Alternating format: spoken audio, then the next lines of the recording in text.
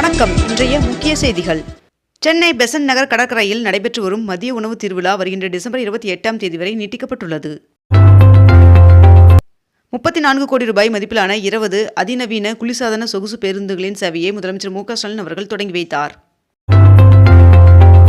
தமிழகத்தை சேர்ந்த 2 அடல் அறக்கட்டளை விருது பெற்றுள்ளனர். 16வது உலக தமிழ் தொழிலதிபர்கள் மாநாடு மதுரையில் வருகின்ற ஜனவரி 8 தொடங்கி 4 நாட்கள் நடைபெற உள்ளதாக தகவல் வெளியாகியுள்ளது. 74 கோடி ரூபாயில் சென்னை மாநகராட்சியின் புதிய மன்ற கூட்டம் அமைப்பதற்கு முதலமைச்சர் மு க ஸ்டாலின் அவர்கள் அடிக்கல் நாட்டினார். பாளையங்கோட்டையை அடுத்த ரிட்டியார் மலைப்பகுதியில் அமைக்கப்பட்டுள்ள அருங்காட்சியகத்தில் முதல் நாளில் 1700 பேர் பார்வையிட்டனர் என்று தெரிவிக்கப்பட்டுள்ளது. செங்கம் அருகே ஜவ்வாது மலை வழியாக மலை கிராம மக்களுக்கு 123 கோடி ரூபாய் செலவில் சாலை விரிவுபடுத்தும் பணியை அமைச்சர் ஏவா வேலு அவர்கள் தொடங்கி வைத்தார். சென்னை கொளத்தூர் வண்ண மீன் வர்த்தக மையத்தில் வண்ண மீன் வர்த்தக திருவிழா வருகின்ற 27 மற்றும் 28 என்ற 2 நாட்கள் நடைபெற உள்ளதாக சென்னை மாவட்ட ஆட்சியர் தெரிவித்துள்ளார். தமிழகத்தில் வாக்காளர் பட்டியலில் பெயர் சேர்த்தல் நீக்கம் மற்றும் திருத்தங்களுக்கான சிறப்பு முகாம் வருகின்ற டிசம்பர் 27, 28 மற்றும் ஜனவரி 3 மற்றும் 4 ஆகிய தேதிகளில் நடைபெற உள்ளதாக தெரிவிக்கப்பட்டுள்ளது. 22 கேரட் ஆபண தங்கத்தின் விலை சவரனுக்கு 240 ரூபாய் அதிகரித்து 1 சவரன் 1,02,400 ரூபாயாகவும் 1 கிராம் 12,800 ரூபாய்க்கும் விற்பனை செய்யப்பட்டு வருகிறது.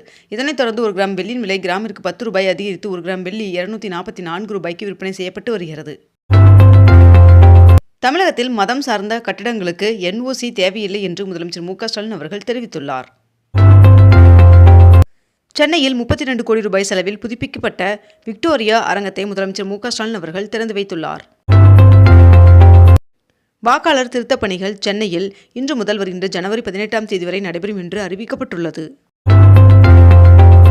வளிமண்டல கீழடுக்கு சுழற்சியின் காரணமாக தமிழகத்தில் பரவலாக இன்று முதல் 28 வரை மிதமான மழை பெய்ய வாய்ப்புள்ளதாக வானிலை மையம் தகவல் தெரிவித்துள்ளது.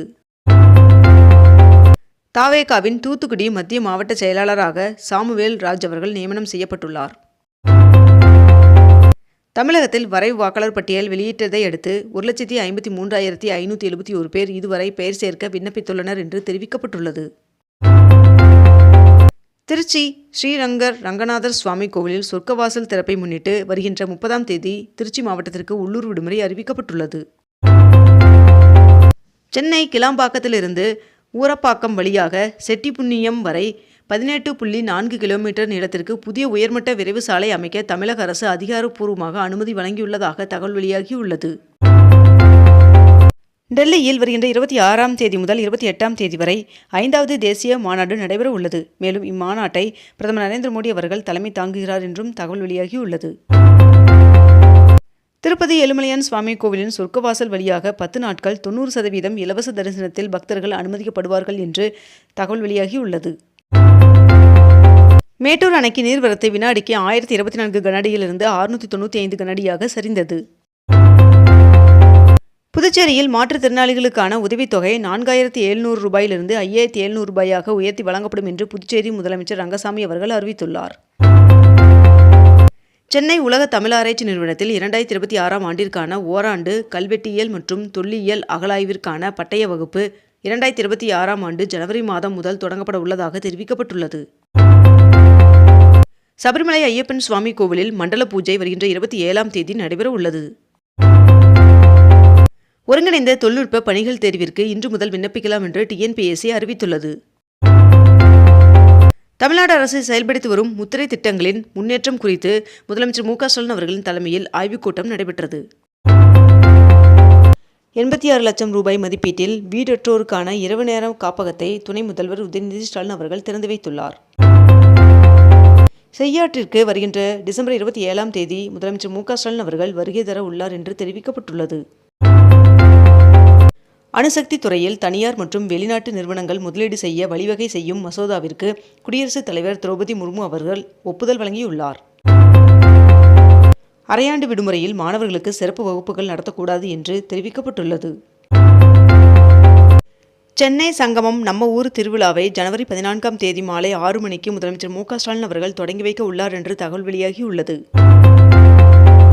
வருகின்ற 2026 ஆண்டில் 10 செயற்கைக்கோள்கள் விண்ணில் செலுத்தப்பட உள்ளது என்று இஸ்ரோ தலைவர் நாராயணன் அவர்கள் தெரிவித்துள்ளார்.